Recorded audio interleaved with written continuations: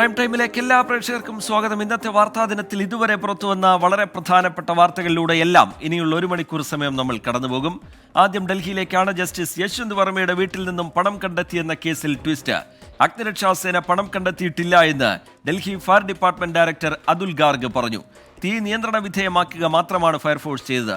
Fire force സ്ഥലത്തെത്തുന്നതിന് മുമ്പ് police അവിടെ ഉണ്ടായിരുന്നുവെന്നും അതുൽ ഗാർഗ് വ്യക്തമാക്കി. ബൽറാം നെടുങ്ങാടി വിവരങ്ങളുമായി ഡൽഹിയിൽ നിന്ന് ചേരുന്നുണ്ട്. ബൽറാം, നേരത്തെ ഫയർഫോഴ്സാണ് ഈ പണം കണ്ടെത്തിയത് എന്നുള്ളതായിരുന്നു നേരത്തെ പുറത്തു വന്ന വിവരം. ഇപ്പോൾ അതങ്ങനെയല്ല എന്ന് ഫയർഫോഴ്സ് മേധാവി പറയുന്നു. പോലീസിന്റെ സാന്നിധ്യം നേരത്തെ അവിടെ ഉണ്ടായിരുന്നു എന്നും പറയുന്നു. എന്താണ് ഒടുവിലായി പുറത്തു വരുന്ന വിവരങ്ങൾ, ബൽറാം? റിജിത്ത്, ഇന്ത്യൻ നിയമവ്യവസ്ഥയെ സംബന്ധിച്ചിടത്തോളം അത്യന്തം ഗൗരവതരമായ ഒരു സംഭവമാണ് ഉണ്ടായിരിക്കുന്നത്. ആദ്യഘട്ടത്തിൽ പുറത്തു വന്ന റിപ്പോർട്ടുകൾ ജസ്റ്റിസ് യശ്വന്ത് വർമ്മ സ്ഥലത്തില്ലാത്ത സമയത്ത് അദ്ദേഹത്തിൻ്റെ വീട്ടിൽ ഔദ്യോഗിക വസതിയിൽ തീപിടുത്തമുണ്ടാകുന്നു. കുടുംബാംഗങ്ങൾ പോലീസിനെയും ഫയർഫോഴ്സിനെയും വിവരം അറിയിക്കുന്നു. 2 വിഭാഗവും എത്തുന്നു. ഫയർഫോഴ്സ് തീ അണയ്ക്കുന്നു. തുടർന്ന് ഈ തീ അണയ്ക്കുന്നതിൻ്റെ ഭാഗമായി നടത്തുന്ന നടപടിക്രമത്തിൻ്റെ ഭാഗമായുള്ള പരിശോധനയ്ക്കിടെയാണ് ഒരു മുറിയിൽ വലിയ തോതിൽ പണം കണ്ടെത്തുന്നത്. 15 കോടിയോളം രൂപയാണ് വീട്ടിൽ ഫയലുകൾക്കുള്ളിലും മറ്റും ഒളിപ്പിച്ച നിലയിൽ കണ്ടെത്തുന്നത്. ഇതിൽ അസ്വാഭാവിക തോന്നിക്കൊണ്ട് പോലീസിനെ വിവരം അറിയിക്കുന്നു. ഉന്നത പോലീസ് ഉദ്യോഗസ്ഥരെ ഈ വിവരം അറിയിക്കുന്നു. പ്രത്യേകിച്ച് ഒരു വ്യക്തി സാധാരണ പൗരനാണെങ്കിൽ പോലും കയ്യിൽ സൂക്ഷിക്കാവുന്ന പണത്തിന് അളവുണ്ട്. അതിനേക്കാൾ എത്രയോ ഇരട്ടിയിലേറെ പണം ഒരു ജഡ്ജിയുടെ വസതിയിൽ കണ്ടെത്തിയതാണ് അസ്വാഭാവികമായി തോന്നിയതും ഉന്നത ഉദ്യോഗസ്ഥരെ അറിയിച്ചതും. എന്നാൽ ഇപ്പോൾ അത് പണം കണ്ടെത്തിയത് ഫയർഫോഴ്സ് ഉദ്യോഗസ്ഥരല്ല എന്നും ഫയർഫോഴ്സ് എത്തുന്നതിന് മുമ്പായി തന്നെ പോലീസ് അവിടെ ഉണ്ടായിരുന്നു എന്നുമാണ് ഫയർഫോഴ്സ് മേധാവി വ്യക്തമാക്കിയിരിക്കുന്നത്. പണം ഫയർഫോഴ്സ് ഉദ്യോഗസ്ഥർ കണ്ടെത്തിയതായി റിപ്പോർട്ട് ചെയ്തിട്ടില്ല തങ്ങളെ എന്നാണ് അദ്ദേഹം വിശദീകരിക്കുന്നത്. എന്തായാലും പണം കണ്ടെത്തി എന്നുള്ള കാര്യത്തിൽ ഏതാണ്ട് സ്ഥിരീകരണം ഉണ്ട്. പോലീസ് ഉദ്യോഗസ്ഥരായിരിക്കാം അങ്ങനെയെങ്കിൽ ഒരുപക്ഷേ ഇക്കാര്യം കണ്ടെത്തി ഉന്നത ഉദ്യോഗസ്ഥരെ വിവരമറിയിച്ചത്. ഇത് ആഭ്യന്തര മന്ത്രാലയം വഴി ചീഫ് ജസ്റ്റിസ് സഞ്ജയ് ഖന്ന അറിയുന്നു. ഉടൻ തന്നെ അദ്ദേഹം കൊളീജിയം യോഗം ചേരുന്നു. ഈ കൊളീജിയം യോഗത്തിലാണ് ഉടൻ നടപടി എന്ന നിലയിൽ ഈ ജസ്റ്റിസ് യശ്വന്ത് വർമ്മയെ സ്ഥലം മാറ്റാൻ തീരുമാനിക്കുന്നത്. അദ്ദേഹം നേരത്തെ പ്രവർത്തിച്ചിരുന്ന അലഹബാദ് ഹൈക്കോടതിയിലേക്ക് അദ്ദേഹത്തെ മാറ്റിക്കൊണ്ടുള്ള ഉത്തരവ് ആദ്യം പുറത്തു വരുന്ന ഘട്ടത്തിൽ ഈ പണം കണ്ടെത്തിയ സംഭവങ്ങൾ പുറത്ത് അറിഞ്ഞിരുന്നില്ല. പിന്നീടാണ് ഇക്കാര്യങ്ങൾ പുറത്തു വരുന്നത്. ഈ കൊളീജിയം യോഗത്തിൽ വെച്ച് തന്നെ ഇതിന് അത്യന്തം ഗൗരവമുള്ള ഒരു സംഭവമാണ് എന്നും അതുകൊണ്ട് തന്നെ കടുത്ത നടപടി വേണമെന്നും അംഗങ്ങൾ ആവശ്യപ്പെട്ടിട്ടുണ്ട്. അദ്ദേഹത്തിനെതിരെ ആഭ്യന്തര അന്വേഷണത്തിനുള്ള നടപടികൾ ആരംഭിച്ചു കഴിഞ്ഞു എന്നുള്ളതാണ് നമുക്ക് ലഭ്യമാകുന്ന വിവരം. ഒപ്പം തന്നെ ഈ ജസ്റ്റിസ് യശ്വന്ത് വർമ്മയോട് ഈ വിഷയത്തിൽ റിപ്പോർട്ട് തേടിയിട്ടുണ്ട് ചീഫ് ജസ്റ്റിസ്. ഈ റിപ്പോർട്ടിൻ്റെ അടിസ്ഥാനത്തിലായിരിക്കും തുടർ നടപടികൾ ഉണ്ടാകുക. അദ്ദേഹത്തോട് രാജിവെക്കാൻ ആവശ്യപ്പെട്ടതായുള്ള സൂചനകൾ ലഭിക്കുന്നുണ്ട്. വരും ദിവസങ്ങളിൽ ഇക്കാര്യത്തിലുള്ള തുടർ നടപടികൾ എന്തായാലും ഉണ്ടാകും. അതേസമയം ഈ വിഷയം ഇന്ന് പാർലമെന്റിലും കോൺഗ്രസ് ഉന്നയിച്ചു. കോൺഗ്രസ് നേതാവ് ജയറാം രമേശാണ് അസാധാരണമോ എന്നൊക്കെ വിശേഷിപ്പിക്കാവുന്ന സംഭവ വികാസങ്ങളാണ് ഈ പണം കണ്ടെത്തിയതുമായി ബന്ധപ്പെട്ടുണ്ടായത്. ഇതിപ്പോൾ ഫയർഫോഴ്സ് അല്ലെങ്കിൽ ആ പണം കണ്ടെത്തിയെന്നുള്ളത് യാഥാർത്ഥ്യമാണ്. അത് പോലീസോ ഫയർഫോഴ്സോ എന്നുള്ള കാര്യത്തിൽ മാത്രമാണ് അവിടെ ഒരു പ്രശ്നം നിലനിൽക്കുന്നത്. ഇതിൽ കടുത്ത നിലപാടിലേക്ക് കൊളീജിയം കടക്കാൻ പോകുന്നു. അതിനിടയിൽ ഈ അലഹബാദ് ഹൈക്കോടതിയിലേക്കുള്ള സ്ഥലമാറ്റവുമായി ബന്ധപ്പെട്ട് അവിടെ നിന്നും വലിയ രീതിയിലുള്ള പ്രതിഷേധം ഇതിനെതിരെ ഉയരുന്നു എന്ന് മനസ്സിലാക്കുന്നു. ഈ ജഡ്ജി അതിനുശേഷം എന്തെങ്കിലും തരത്തിലുള്ള പ്രതികരണം ഇതുമായി ബന്ധപ്പെട്ട് നടത്തിയിരുന്നോ, ബൽറാം? റിജിത്ത്, ജഡ്ജിയുടെ ഭാഗത്തുനിന്ന് ഈ വിഷയത്തിലുള്ള പ്രതികരണങ്ങൾ ഉണ്ടായിട്ടില്ല. ആദ്യഘട്ടത്തിൽ നേരത്തെ സൂചിപ്പിച്ച പോലെ തന്നെ കൊളീജിയത്തിൻ്റെ തീരുമാനം, സ്ഥലം മാറ്റ ഉത്തരവാണ് ആദ്യം പുറത്തു വരുന്നത്. ആ ഘട്ടത്തിൽ പണം കണ്ടെത്തിയ സംഭവം പുറത്ത് വന്നിരുന്നില്ല. പിന്നീടാണ് ഈ വിഷയങ്ങൾ പുറത്തു വരുന്നത്. സുപ്രീം കോടതി കൊളീജിയം, ഒപ്പം തന്നെ ഇത്തരത്തിലൊരു സിറ്റിംഗ് ജഡ്ജി, മുതിർന്ന ജഡ്ജിയുടെ വസതിയിൽ ഇത്തരത്തിൽ ഒരു പണം കണ്ടെത്തിയ സംഭവമായതുകൊണ്ട് തന്നെ അതീവ രഹസ്യ സ്വഭാവത്തിലാണ് പോലീസും ആഭ്യന്തര മന്ത്രാലയവും ഇത് കൈകാര്യം ചെയ്തത്. തുടർന്നാണ് പ്രാഥമിക അന്വേഷണത്തിന് ശേഷമാണ് ചീഫ് ജസ്റ്റിസിനെ വിവരം അറിയിച്ചത് എന്നാണ് നമുക്ക് ലഭ്യമാകുന്ന വിവരം. അതുകൊണ്ട് തന്നെ ഇത് സ്ഥിരീകരിച്ചതാണ്. പോലീസാണോ ഫയർഫോഴ്സ് ആണോ എന്ന തരത്തിൽ ആദ്യം സംശയം നിലനിന്നിരുന്നുവെങ്കിൽ ഇപ്പോൾ ഫയർഫോഴ്സ് മേധാവിയുടെ സ്ഥിരീകരണത്തിലൂടെ ആ പണം കണ്ടെത്തിയത് പോലീസ് തന്നെയാണ് എന്ന് നമുക്ക് സ്ഥിരീകരിക്കാൻ കഴിയും. ഈ അദ്ദേഹത്തെ അലഹബാദ് ഹൈക്കോടതിയിലേക്ക് മാറ്റിയതിനെതിരെയും കടുത്ത പ്രതിഷേധം ഉയർന്നിരിക്കുന്നു. അലഹബാദ് ഹൈക്കോടതി ബാർ അസോസിയേഷൻ ശക്തമായ പ്രതികരണമാണ് ഈ വിഷയത്തിൽ നടത്തിയിരിക്കുന്നത്. ഇത്തരത്തിൽ കളങ്കിതരെ എടുത്തെറിയാനുള്ള ചവറ്റുകൊട്ടയല്ല തങ്ങളുടെ ഹൈക്കോടതി, അലഹബാദ് ഹൈക്കോടതി എന്ന പ്രതികരണമാണ് ബാർ അസോസിയേഷന്റെ ഭാഗത്തു നിന്നും ഉണ്ടായിരിക്കുന്നത്. ഒപ്പം തന്നെ ഐലുവും ഈ വിഷയത്തിൽ ശക്തമായ പ്രതികരണം നടത്തിയിരിക്കുന്നു. ഇത്രത്തോളം കളങ്കിതരായ ആളുകൾക്കെതിരെ കടുത്ത നടപടിയാണ് വേണ്ടത് എന്നും എങ്കിൽ മാത്രമേ രാജ്യത്തെ നിയമ സംവിധാനത്തിലുള്ള വിശ്വാസം കളങ്കപ്പെടാതിരിക്കൂ എന്നുമാണ് ഇത്തരത്തിൽ അഭിഭാഷക സംഘടനകൾ അടക്കമുള്ളവർ പ്രതികരിച്ചിരിക്കുന്നത്. സുപ്രീം കോടതി കൊളീജിയത്തിന്റെ ഭാഗത്തു നിന്നും തുടർ നടപടികൾ, ശക്തമായ നടപടികൾ ഈ വിഷയത്തിൽ ഉടൻ തന്നെ ഉണ്ടാകുമെന്നാണ് നമുക്ക് ലഭ്യമാകുന്ന വിവരം. ശരി, ബൽറാം നെടുങ്ങാടി ഡൽഹിയിൽ നിന്ന് വിശദമായ വിവരങ്ങൾ പങ്കുവയ്ക്കുകയായിരുന്നു. അടുത്ത റിപ്പോർട്ടിലേക്ക്. ഡൽഹി സന്ദർശന വിവാദത്തിന് പിന്നാലെ കേന്ദ്രമന്ത്രി JP നഡ്ഡയുമായി സംസ്ഥാന ആരോഗ്യമന്ത്രി വീണ ജോർജിന്റെ കൂടിക്കാഴ്ചയ്ക്ക് കളമൊരുങ്ങുന്നു. ഡൽഹി സന്ദർശനത്തിന് തലേന്ന് കേന്ദ്ര ആരോഗ്യമന്ത്രിയുമായി കൂടിക്കാഴ്ചയ്ക്ക് അനുമതി തേടിയ കത്തിന്റെ വിശദാംശം മന്ത്രി വീണ ജോർജ് പുറത്തുവിട്ടു. ആശാ വർക്കേഴ്സിന്റെ സമരത്തെ രാഷ്ട്രീയമായി ഉപയോഗിക്കാൻ അനുവദിക്കില്ല എന്ന് CPIM വ്യക്തമാക്കി. ആരോഗ്യമന്ത്രി വീണ ജോർജ് ഡൽഹിയിലെത്തിയിട്ടും ആശാ വർക്കേഴ്സിന്റെ സമരത്തിൽ കേന്ദ്ര ആരോഗ്യമന്ത്രി JP നദ്ദയുമായി കൂടിക്കാഴ്ച നടത്താതെ മടങ്ങിയതാണ് വിവാദങ്ങൾക്ക് തിരികൊളുത്തിയത്. വിവാദങ്ങൾക്കിടെയാണ് കേന്ദ്ര ആരോഗ്യമന്ത്രി JP നദ്ദയുമായുള്ള കൂടിക്കാഴ്ചയ്ക്ക് വഴിയൊരുങ്ങുന്നത്. തിങ്കളാഴ്ചയോ ചൊവ്വാഴ്ചയോ കൂടിക്കാഴ്ച നടന്നേക്കും. കഴിഞ്ഞ ദിവസത്തെ ഡൽഹി യാത്ര കേന്ദ്ര ആരോഗ്യമന്ത്രിയെ കാണാനാണെന്ന് താൻ പറഞ്ഞിട്ടില്ലെന്നാണ് വീണ ജോർജിന്റെ വിശദീകരണം. ചില മാധ്യമങ്ങൾ തന്നെ ക്രൂശിക്കാൻ ശ്രമിക്കുന്നെന്നും മന്ത്രി. ഞാൻ അപ്പോയിന്റ്മെന്റ് തേടിയതാണോ പ്രശ്നം? ഇപ്പൊ നിങ്ങൾ നിങ്ങളുടെ ഊഹങ്ങളിൽ വാർത്ത കൊടുക്കുന്നു. ആ ഊഹങ്ങൾക്കനുസരിച്ച് പ്രതികരിക്കാൻ എനിക്ക് പറ്റില്ല. ഞാൻ പറയേണ്ട കാര്യങ്ങൾ കൃത്യമായി പറഞ്ഞിട്ടുണ്ട്. കേന്ദ്ര സ്കീമിലുള്ള ആശമാരുടെ സമരത്തിന്റെ പശ്ചാത്തലത്തിൽ ഡൽഹിയിൽ കേന്ദ്രമന്ത്രിയെ കാണാൻ അനുവാദം തേടിയത് തെറ്റാണോ? എനിക്കതാ അറിയാതെ. തെറ്റാണോ?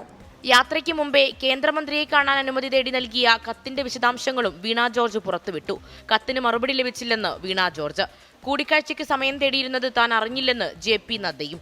എന്നാൽ ഡൽഹി സന്ദർശനത്തിൽ വീണ ജോർജിനെതിരെ ആശാ വർക്കേഴ്സ് രംഗത്തെത്തി. മന്ത്രി പറഞ്ഞു എന്തെന്ന് ഇന്നത്തെ പത്രത്തിൽ കേന്ദ്രത്തിൽ ഇൻസെൻറ്റീവ് കൂട്ടി അത് എത്രയാണെന്ന് അറിഞ്ഞാൽ ഉടനെ നടപടി എടുക്കുമെന്നാണ്. കേന്ദ്രത്തിൽ ഇൻസെൻറ്റീവ് കൂട്ടാമെന്ന് പറഞ്ഞിട്ടുണ്ട്. അതിന് ഓണറേറിയം ഇവിടെ കൂട്ടാനുള്ളത് എന്താണെന്നുള്ള നടപടി എടുക്കണമെന്നാണ് പറയുന്നത്. ആശാ വർക്കേഴ്സിന്റെ സമരത്തെ സർക്കാരിനെതിരായ രാഷ്ട്രീയ നീക്കമായി ഉപയോഗിക്കാൻ അനുവദിക്കില്ലെന്നാണ് CPIM നിലപാട്. സമരം നടത്താനുള്ള അവകാശം ജനാധിപത്യ അവകാശമാണ്. ആർക്കും സമരം ചെയ്യാം. ഇടതുപക്ഷ ജനാധിപത്യ ഗവൺമെൻറ് വിരുദ്ധ സമരമാക്കി രൂപപ്പെടുത്താനാണ് മാധ്യമങ്ങളും അതുപോലെ തന്നെ ബൂർഷ്വാ രാഷ്ട്രീയ പ്രസ്ഥാനങ്ങളും. അതിൻ്റെ പുറമെ ഇപ്പോൾ INTUC പോലും ആ സമരത്തിൻ്റെ പിന്നിലില്ല. പക്ഷേ UDF അതിൻ്റെ പിന്നിലാണ്, BJP അതിൻ്റെ പിന്നിലാണ്.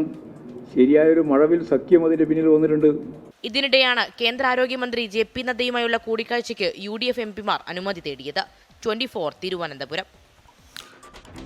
സെക്രട്ടേറിയറ്റിന് മുന്നിൽ ആശാ വർക്കേഴ്സ് നിരാഹാര സമരം തുടരുകയാണ്. ആ സമരത്തിനിടെ ഒരാളുടെ ആരോഗ്യനില വഷളായി. ഷീജ R എന്ന ആശാ വർക്കറെ ആശുപത്രിയിലേക്ക് മാറ്റിയിട്ടുണ്ട്. ആശാ വർക്കേഴ്സ് നടത്തുന്ന സമരം ഇന്ന് 40 ദിവസം പിന്നിട്ടു.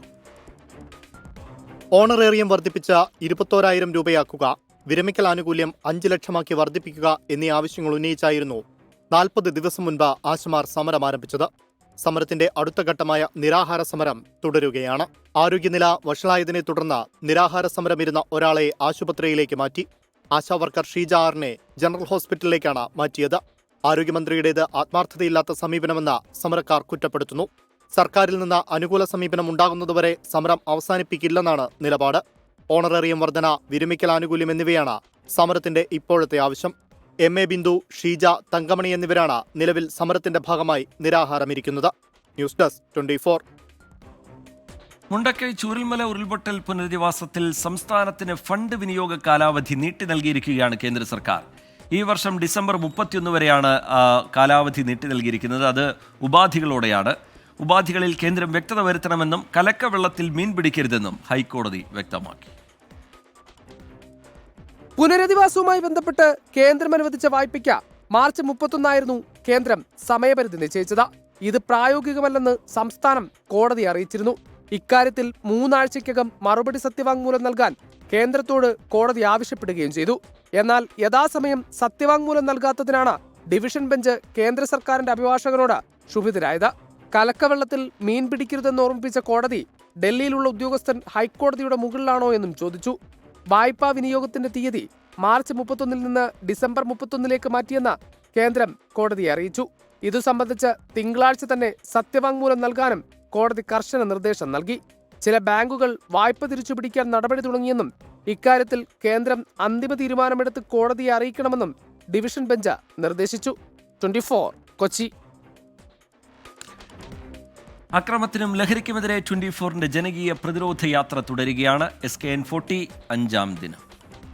VPS Lakeshore presents SKN40, presented by VPS Lakeshore, co-presented by Lulu Group India, Ujala Fabric Conditioner, co-powered by MyG Future, Xylem Learning App, Indian Institute of Commerce, Lakshya, celebrating partners, Joya Lucas, Jain deemed to be University Kochi, VKC Dibon, Swayamvara Silks, NIMS, a unit of NI Educational Trust, MGM Educational Institutions, Medimix, Benny's Royal Tours Private Limited, Rich Max Finvest, G-Tech Computer Education, Milma, New Rajasthan Marbles.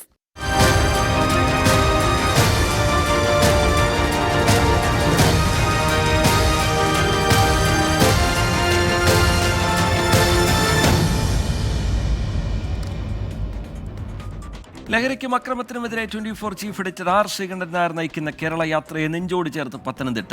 ഗ്രാമാന്തരങ്ങളിലൂടെ ജില്ലയിലെ വിവിധ കലാലയങ്ങളിലേക്ക് എത്തിയ യാത്രയ്ക്ക് അധ്യാപകരും വിദ്യാർത്ഥികളും വൻ വരവേൽപ്പാണ് നൽകിയത്. SKN40 പത്തനംതിട്ടയുടെ യുവഹൃദയങ്ങളിലും ഇടം പിടിച്ചതിന്റെ തെളിവായിരുന്നു ജില്ലയുടെ വിവിധ ക്യാമ്പസുകളിലെ വരവേൽപ്പ്. ലഹരിവിരുദ്ധ സന്ദേശവുമായി അടൂരിൽ ആരംഭിച്ച് പ്രമാണം പിന്നിട്ട് പര്യടനം നേരെ എത്തിയത് IHRD എഞ്ചിനീയറിംഗ് കോളേജിൽ. ലഹരി കോളേജിൽ നിന്ന് നീക്കം ചെയ്യാൻ വേണ്ടിയുള്ള മുഴുവൻ രീതിയിലുള്ള പരിപാടികളും ലഹരി വിരുദ്ധ ഒരു ക്യാമ്പസായിട്ട് ഈ ക്യാമ്പസിനെ മാറ്റാൻ വേണ്ടി നമ്മൾ എല്ലാ രീതിയിലുള്ള പരിപാടികളും പങ്കെടുപ്പിക്കുന്നു. അവിടെ നിന്നും പത്തനംതിട്ട മുസ്ലിയാർ എഞ്ചിനീയറിംഗ് കോളേജിലേക്ക്. കേരളത്തെ മാറ്റി പഠിക്കുക, ഇതാണ് നമ്മുടെ ലക്ഷ്യം. അൺലൈനിൽ ആണ് നമ്മുടെ ഇപ്പോൾ ഉള്ള പ്രോസസ്സ് എന്ന് പറയുന്നത്. അപ്പം ഈ ഒരു പ്രബന്ധവും ഒരു തീസോ തയ്യാറാക്കുന്ന ഗൗരവത്തിൽ നമ്മൾ ഇത് തയ്യാറാക്കും. കേരളത്തിൽ എന്താ സംഭവിക്കുന്നത്, ഇതിൻ്റെ പോം വഴികൾ എന്തൊക്കെയാണ്, കാരണം കേരളം ഇങ്ങനെ പോകാൻ പറ്റില്ല. Konni Mannam memorial NSS കോളേജിലെത്തിയപ്പോൾ SKN40 പിന്തുണയുമായി കോന്നി MLA KU ജനീഷ് കുമാറും എത്തി. നമ്മുടെ സമൂഹം അഭിമുഖീകരിക്കുന്ന ഏറ്റവും വലിയ ഒരു വെല്ലുവിളി ഏറ്റെടുത്തുകൊണ്ട് കേരളത്തിൽ ഉടനീളം സഞ്ചരിച്ച് ഒരു മാധ്യമ പ്രവർത്തനം എന്ന നിലയിൽ 100% ആത്മാർത്ഥതയോടെ ശ്രീകണ്ഠൻ സാറും 24ഉം ആ മാധ്യമ സ്ഥാപനത്തിൻ്റെ ഉത്തരവാദിത്വം നിർവഹിച്ചുകൊണ്ടിരിക്കുകയാണ്. വിദ്യാർത്ഥികൾ അവതരിപ്പിച്ച ലഹരിക്കെതിരായ തീം ഷോയും ശ്രദ്ധേയമായി.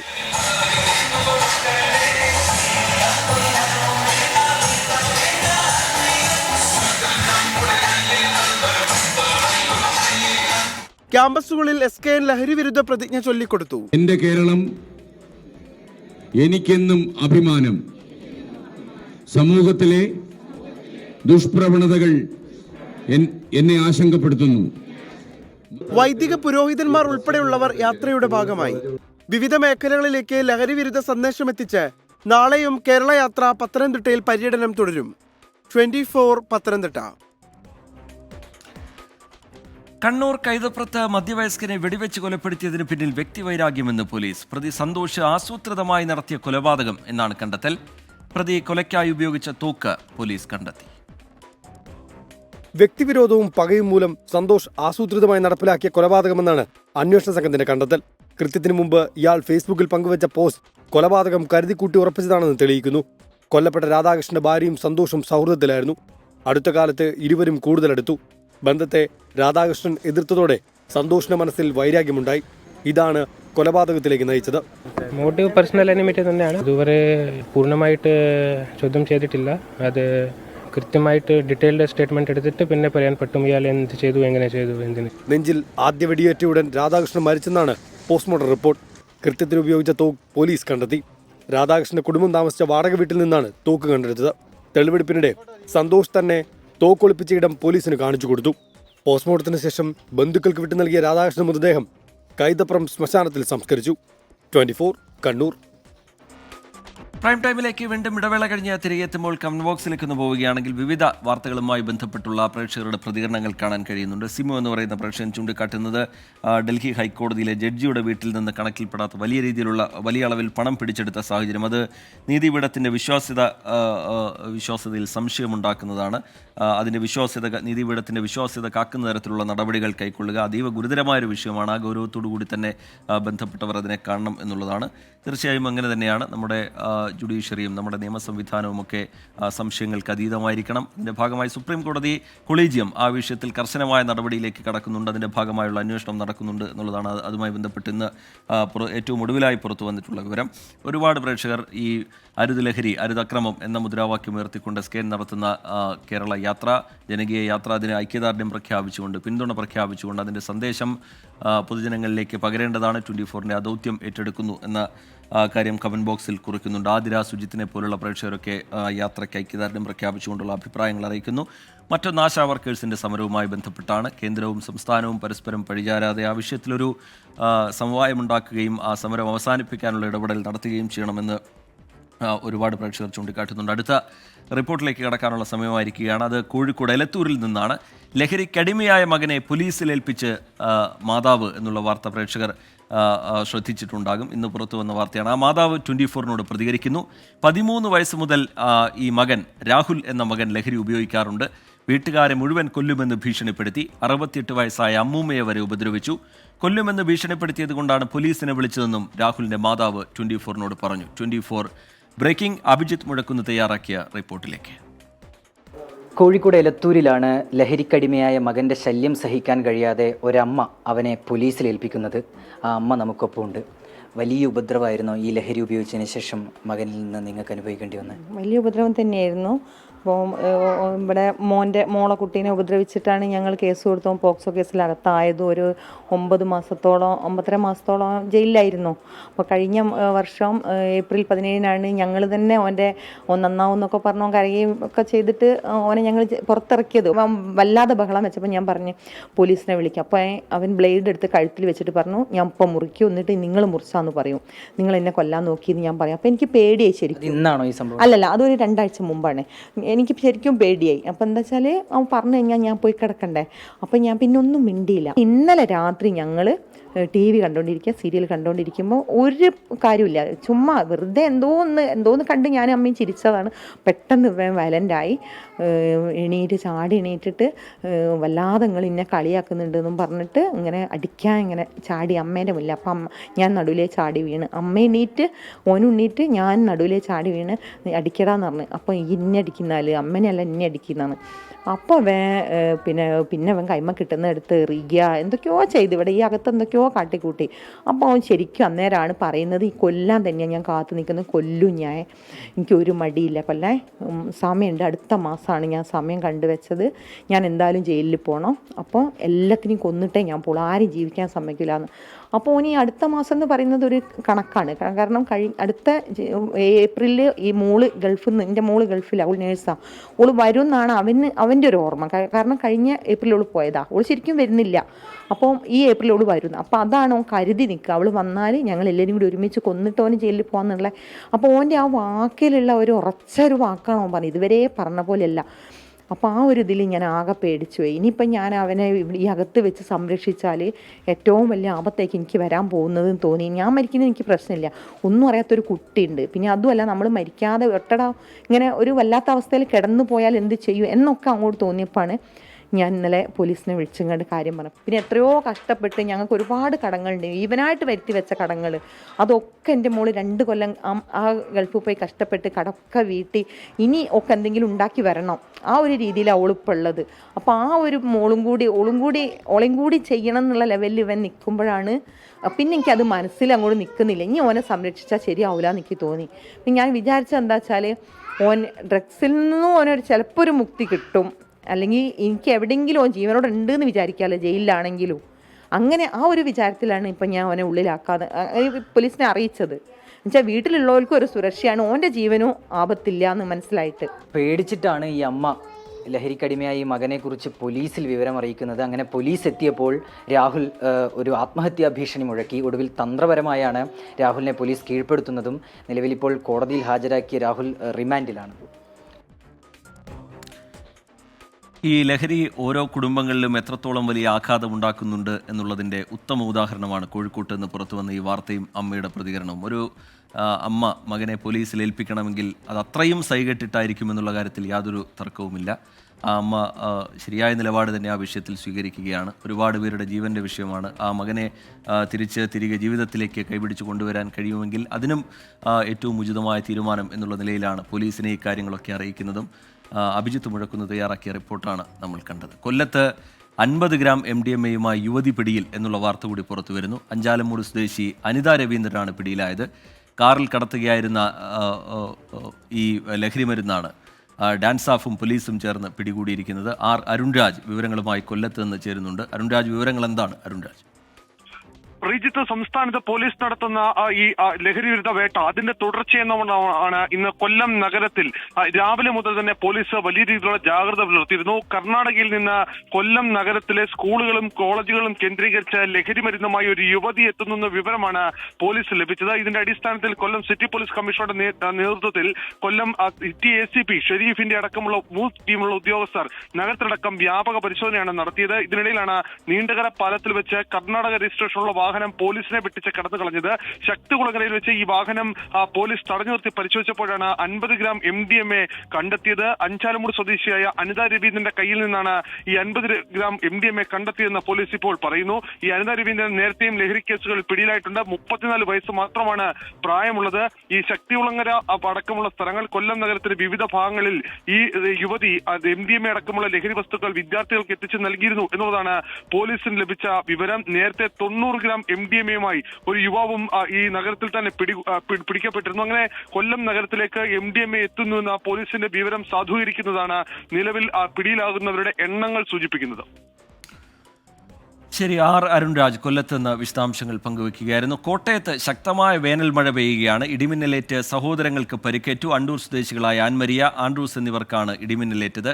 മറിയപ്പള്ളിയിൽ വീടിന്റെ മേൽക്കൂര ഇടിമിന്നലേറ്റ് തകർന്നു. കോട്ടയം മെഡിക്കൽ കോളേജിൽ കൂട്ടിരിപ്പുകാർ നിൽക്കുന്നിടത്ത് വെള്ളം കയറിയിട്ടുണ്ട്. ടോബി ജോൺസൺ വിവരങ്ങളുമായി ചേരുന്നുണ്ട് കോട്ടയത്ത് നിന്ന്. ടോബി, കനത്ത ചൂടിന് ആശ്വാസമായ ഒരു വേനൽ മഴ എത്തുമെന്നൊക്കെ കരുതിയെങ്കിൽ ഇത് വലിയ രീതിയിലുള്ള നാശനഷ്ടങ്ങളും വലിയ ബുദ്ധിമുട്ടും ഒക്കെ ഉണ്ടാക്കുന്ന നിലയിലേക്ക് ഈ വേനൽ മഴ പോയല്ലോ ടോബി.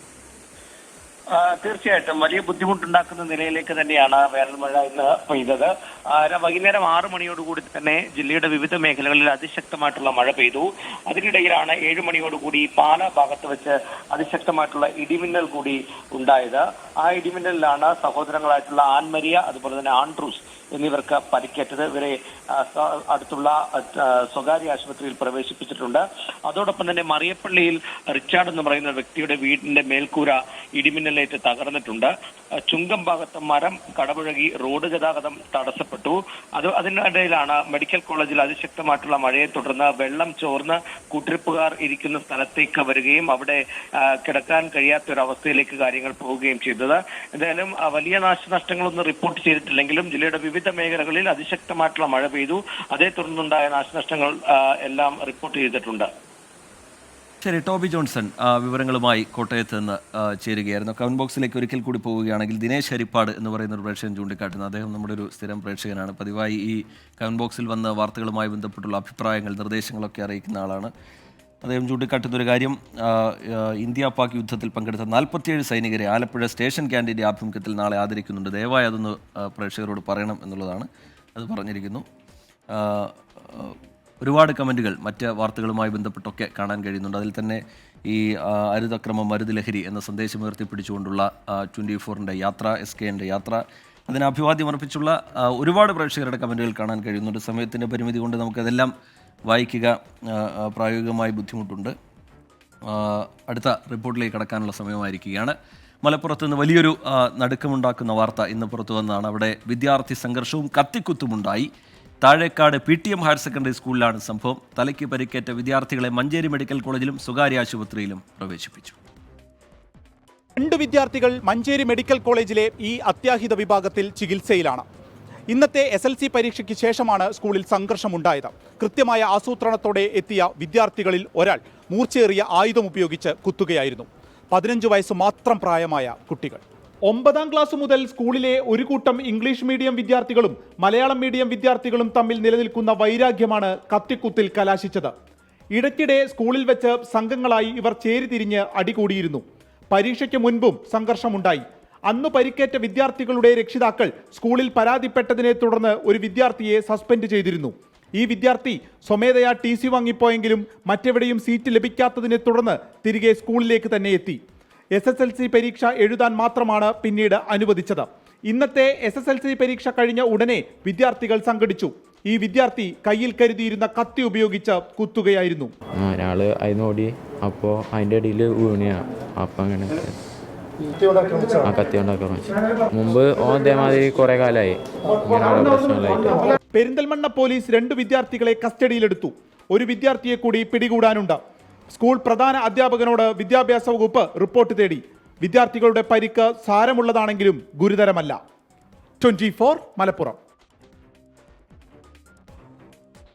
കൊച്ചി SRM റോഡിൽ മദ്യലഹരിയിൽ ഏറ്റുമുട്ടി യുവാക്കൾ. നാട്ടുകാർക്ക് നേരെ കത്തികാട്ടി ഭീകരാന്തരീക്ഷം സൃഷ്ടിക്കുകയും ചെയ്തു. നാട്ടുകാരിൽ ഒരാളെ ബോണറ്റിലിരുത്തി 1/2 കിലോമീറ്ററോളം കാർ ഓടിച്ചതിന്റെ ദൃശ്യങ്ങൾ 24-ന് ലഭിച്ചു.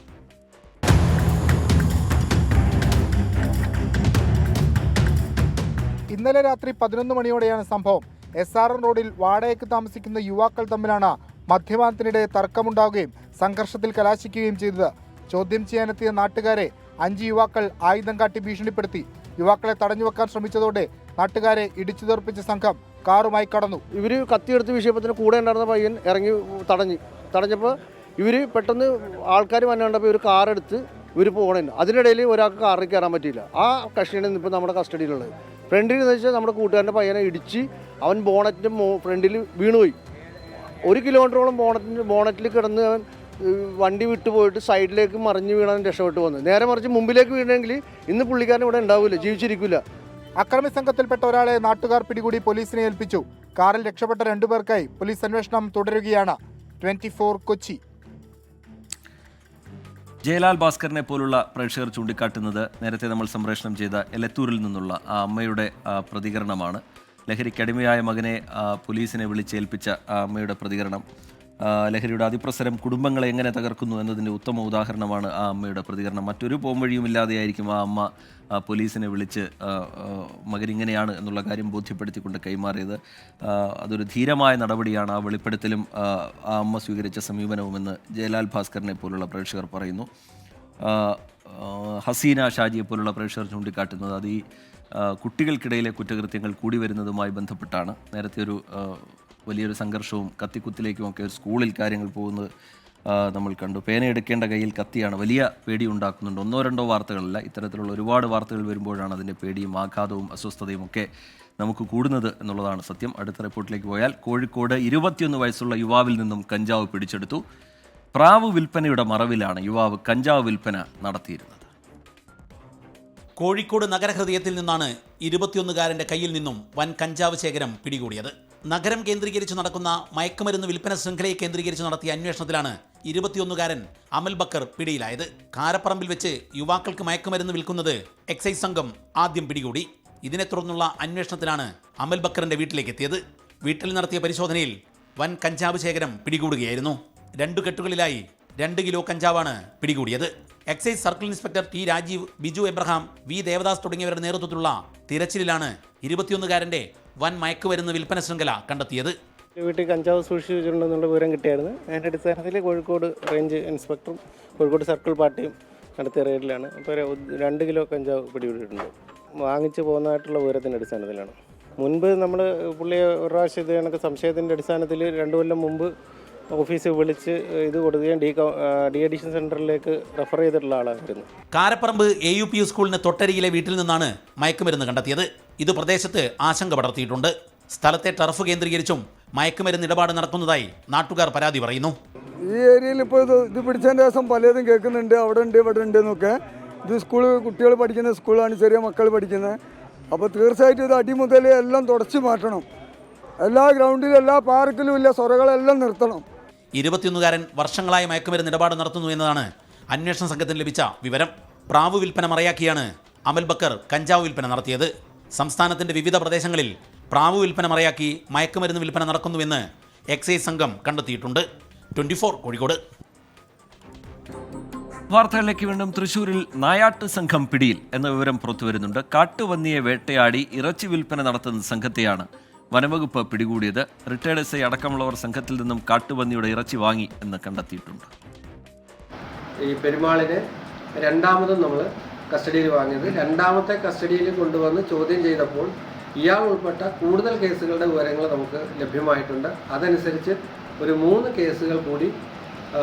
കേസിലെ കൂടി പ്രതിയായി ഇയാൾ മാറിയിട്ടുണ്ട്. നിലവിൽ കുത്താമ്പള്ളി ഭാഗത്ത് കഴിഞ്ഞ മാസം ഒരു സ്ഫോടനം നടത്തി ഒരു പന്നി കൊല്ലപ്പെട്ടിരുന്നു. അന്ന് അതിനെ പ്രതിയെ കണ്ടെത്താൻ കഴിഞ്ഞിരുന്നില്ല. കഴിഞ്ഞ ദിവസത്തെ തെളിവെടുപ്പിനിടയിൽ ഈ പെരുമാൾ അയാൾ എവിടെയൊക്കെ സ്ഫോടക വസ്തു വെച്ചിരുന്നു എന്ന് കാണിച്ചു തന്ന കൂട്ടത്തിൽ ഈ സ്ഥലത്തും നമ്മളെ കൊണ്ടുവന്നിരുന്നു. അത് കാണിച്ചു തന്നു. അപ്പോഴാണ് നമുക്ക് മനസ്സിലായത് ഇതിലെയും പ്രതി പെരുമാളാണെന്ന്. സൂരജ് സജി വിവരങ്ങളുമായി ചേരുന്നുണ്ട് തൃശ്ശൂരിൽ നിന്ന്. സൂരജ്, ഇവരെങ്ങനെയാണ് വലയിലായത്? ഇവരിൽ നിന്ന് ഇറച്ചി വാങ്ങുന്നവരിൽ റിട്ടയർഡ് SI ഒക്കെ ഉണ്ടെന്ന് പറയുന്നത്, ഇതൊക്കെ അറിഞ്ഞുകൊണ്ടാണോ അവരൊക്കെ ഇവരിൽ നിന്ന് ഈ ഇറച്ചിയൊക്കെ വാങ്ങുന്നത്?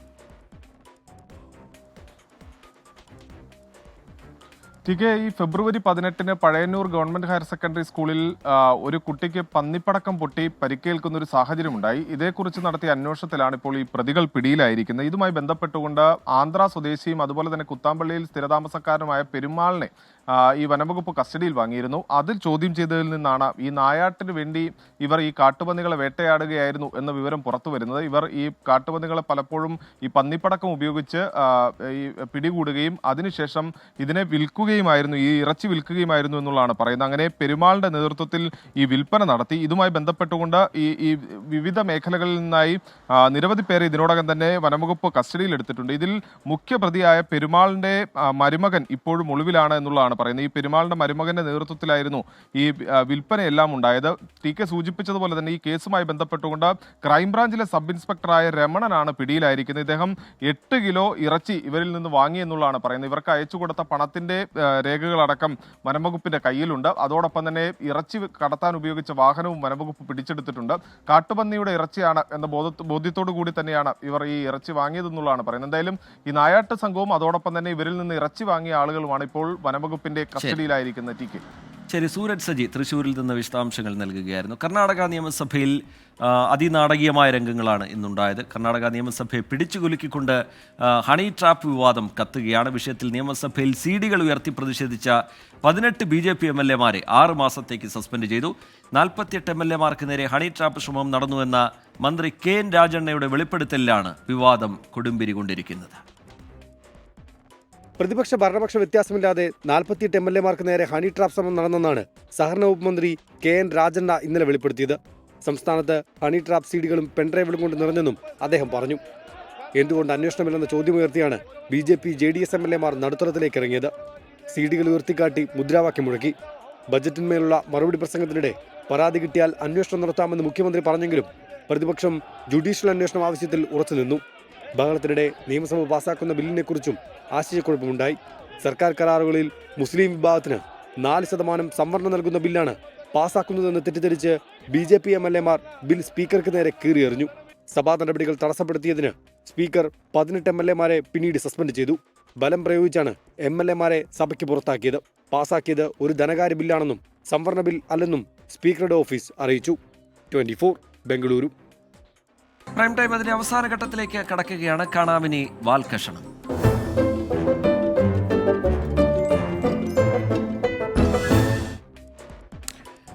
കോൺഗ്രസ് പഴയ കോൺഗ്രസ് അല്ല എന്ന് മലപ്പുറം ജില്ലാ കോൺഗ്രസ് കമ്മിറ്റി സംഘടിപ്പിച്ച ഒരു പരിപാടിയിൽ KPCC അധ്യക്ഷൻ K. സുധാകരൻ പറഞ്ഞു.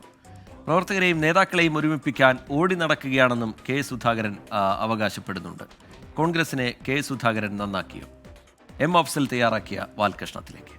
കോൺഗ്രസിനെ പുതിയ കോൺഗ്രസ് ആക്കി മാറ്റിയെന്നാണ് കോൺഗ്രസിന്റെ ഇപ്പത്തെ അമരക്കാരന് മൈക്ക് കെട്ടി പറയുന്നത്. ഇത് വെറുതെ പുതിയതായതല്ലത്രേ, ഓടി നടന്ന് പുതിയതാക്കിയതാണ്.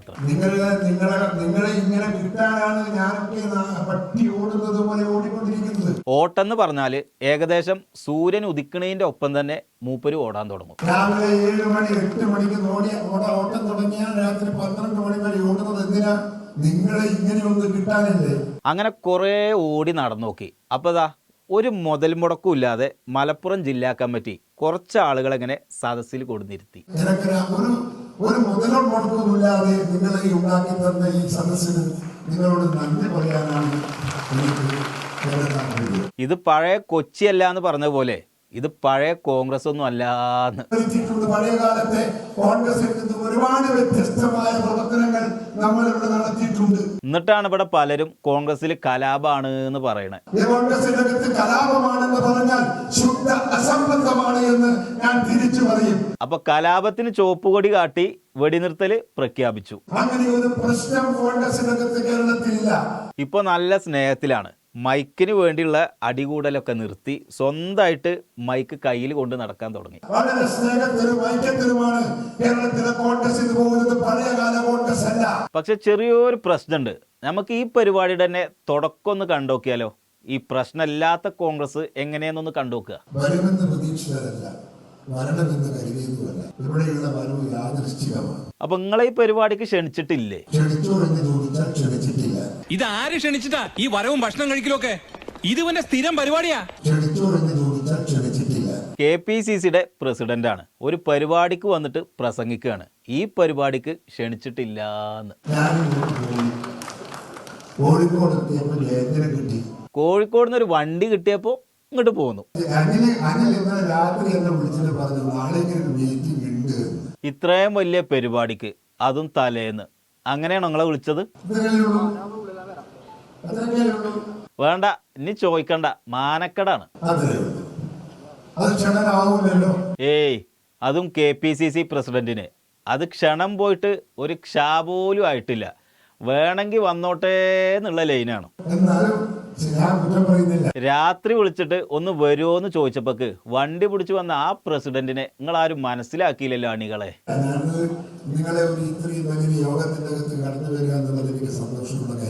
ഓക്കെ, പക്ഷെ ഞമ്മക്ക് നിങ്ങള് നേരത്തെ പറഞ്ഞതൊന്നുകൂടെ കേട്ടു നോക്കുക. ഐക്യൊക്കെ ഉണ്ട്, പക്ഷെ പ്രസിഡന്റിന് ഇങ്ങനെ ഒരു വേദിയിൽ സംസാരിക്കണമെങ്കിൽ തലേന്ന് മാത്രമേ വിളിക്കൂ. എന്നാലും പാവം വരും. എന്താ കാരണം എന്നറിയോ? 8 വർഷം ഭരിക്കുന്നു. 8 വർഷമായി പിണറായി വിജയൻ ഭരിക്കുന്നു. ഇനി അത് സഹിക്കാൻ കഴിയൂല. അപ്പൊ എങ്ങനെയെങ്കിലും ഒന്ന് ഭരണം കിട്ടണം. നിങ്ങൾക്ക് നല്ല സമയമാണ്, സാഹചര്യമാണ്. അതെന്റെ പ്രിയപ്പെട്ടവർ ഉപയോഗിക്കണം എന്ന് ഞാൻ നിങ്ങളോട് സ്നേഹത്തോടെ അപേക്ഷിക്കുകയാണ്. ഒരിക്കൽ കൂടി അപേക്ഷിക്കട്ടെ. അധികാര രാഷ്ട്രീയം, തെരഞ്ഞെടുപ്പ് വരാൻ പോകുന്നു. ലോക്കൽ ബോഡി ഇലക്ഷൻ വരാൻ പോകുന്നു. കഴിഞ്ഞ കാലത്ത് നമുക്ക് കിട്ടിയ ലോക്കൽ ബോഡി തെരഞ്ഞെടുപ്പിനകത്ത് നമുക്ക് കിട്ടിയ നേട്ടം, അതിന്റെ പുറത്ത് ഒരു 10% കൂടുതലല്ലാതെ 1% പോലും കുറയാൻ പാടില്ല എന്ന് നിങ്ങളോട് ഞാൻ സ്നേഹപുരസ്സരം ആവശ്യപ്പെടുകയാണ്. 1.5% കുറഞ്ഞ വല്ല കുഴപ്പമുണ്ടോ? കുറഞ്ഞെങ്കിൽ ആ ബന്ധപ്പെട്ട മണ്ഡലത്തിലെ നേതാക്കന്മാർക്ക് നേരെ പാർട്ടി തലത്തിലുള്ള നടപടികൾ എടുക്കേണ്ടി വരും. അപ്പൊ സ്ഥാനം പോകാതിരിക്കാൻ ഭാരവാഹികൾ പണിയെടുക്കുമെന്ന പ്രതീക്ഷയിൽ K. സുധാകരന് അണികളെ ഒരുമിപ്പിക്കാൻ വേണ്ടി ഓട്ടം തുടങ്ങാണ്. സഹകരിക്കുക.